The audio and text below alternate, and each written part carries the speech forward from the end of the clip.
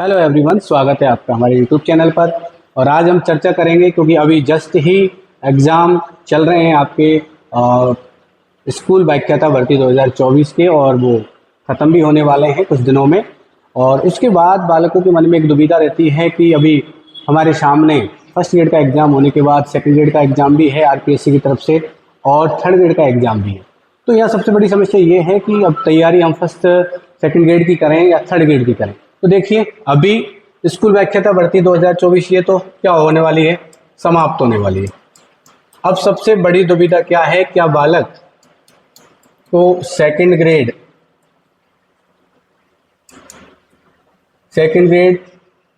जो आरपीएससी की तरफ से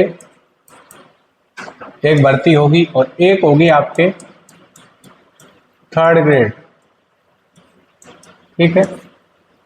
तो दोनों में से किसकी तैयारी करना उचित रहेगा, ये प्रश्न आपके मन में बार बार आएगा। तो थोड़ा सा अपन इसके ऊपर डिस्कस कर लें कि ज़्यादा फायदेमंद क्या है।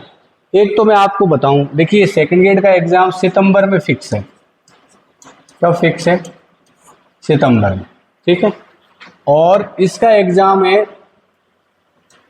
जनवरी 2026 में, लगभग सरकार के द्वारा संभावित जो तिथि है वो डिसाइड कर रखी है। तो अगर हम आज से अगर संभाल के चले, मान के चले, तो लगभग 6 माह का समय इसमें मिलता है हमें, ठीक है। और सितंबर, इसका मतलब देखो जुलाई अब चल रहा है, तो जुलाई अगस्त आपका मतलब लगभग 2 से सवा 2 महीने।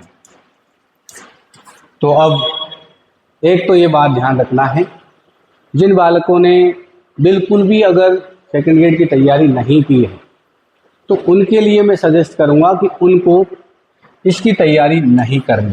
क्यों नहीं करनी? क्योंकि मुझे पता है कि 2 महीने में आप सेकंड ग्रेड का एग्ज़ाम नहीं निकाल सकते हैं, क्योंकि इतना आसान नहीं है कि हम 2 महीने के अंतर्गत सेकंड ग्रेड के एग्ज़ाम निकाल लें। सीधी सी बात यह है कि सेकंड ग्रेड का जो सिलेबस है उसकी अगर बात करें तो कम से कम 8 महीने में तो कंप्लीट आप सिलेबस ही कर पाओगे, और उसके बाद आपको रिवीजन के लिए भी समय चाहिए। तो यहाँ पर हमें इसको तो पूरी तरह से क्या कर देना है, कैंसिल। मगर कुछ बालक ऐसे भी हैं जो प्रारंभ से ही सेकंड ग्रेड की तैयारी में लगे हुए हैं और उन्होंने फर्स्ट ग्रेड का एग्ज़ाम भी दिया है। तो हालांकि सेकंड ग्रेड में वैकेंसियाँ कम हैं और सरकार ने घोषणा कर रखी है कि थर्ड ग्रेड में 20,000 के समथिंग भर्तियाँ होंगी। हो सकता है कि वो भर्तियाँ बढ़ भी जाएँ। फिर भी मेरा मानना ये है कि अगर जिन्होंने शुरू से किसकी तैयारी की है, सेकंड ग्रेड की जो तैयारी की है, उनको अभी किस पर ध्यान देना चाहिए, सेकंड ग्रेड पर ही देना चाहिए, क्योंकि अभी उनके पास 2 माह है रिवीजन करने के लिए।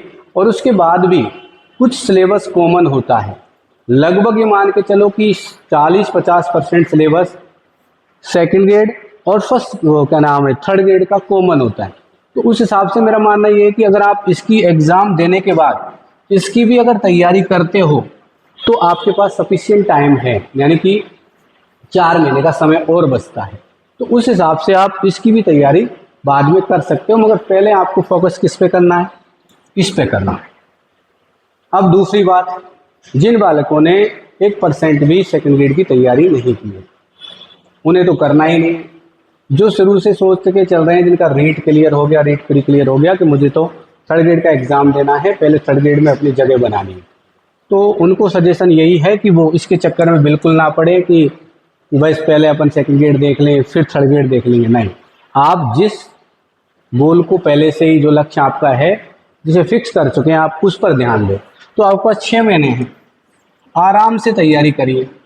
और फिर दूसरी बात यह है कि आपको तैयारी में किस तरीके से करनी है ये भी मैं आपको बताऊं। देखिए,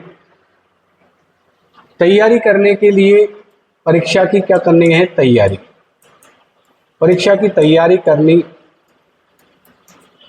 अगर तैयारी करनी है तो उसके लिए हमें सबसे पहले, सबसे बड़ी बात तो यह है कि जैसे बालक घंटों से पढ़ते हैं कि 6 घंटे, 8 घंटे, 10 घंटे, 12 घंटे, तो ये सब थोड़ी सी कुछ अलग प्रकार की बातें मुझे लगती है। अगर आपको तैयारी करनी है तो सबसे पहले आपको क्या करना है, आपके सामने सिलेबस आपके सामने होना चाहिए, और सिलेबस में जो टॉपिक हैं, ठीक है, टॉपिक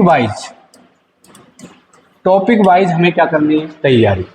तो वहाँ पर ये फिक्स कर लेना है कि आज हमें कोई भी टॉपिक आप ले लीजिए, जिस टॉपिक को आप सेलेक्ट कर रहे हो उस टॉपिक को पूरा कंप्लीट ही करना है, उसे अधूरा नहीं छोड़ना। कहने का मतलब टारगेट से पढ़ना है, टाइम से नहीं पढ़ना। ठीक है, किससे पढ़ना है? टारगेट से, टाइम से नहीं पढ़ना। कहने का मतलब अगर हमने दिन में डिसाइड कर लिया कि मुझे 10 पन्ने या 5 पन्ने या 25 पन्ने पढ़ने हैं तो बस पढ़ने। अब आपने ये तो डिसाइड कर लिया कि मुझे 10 पन्ने पढ़ने या 15 पन्ने पढ़ने, मगर आपको ये भी देख लेना है कि अगर मैं 15 पन्ने पढ़ता हूँ रोज के या 20 पन्ने पढ़ता हूँ रोज के, तो उससे मेरा सिलेबस कवर होगा या नहीं होगा, ये भी आपको एनालिसिस करना है।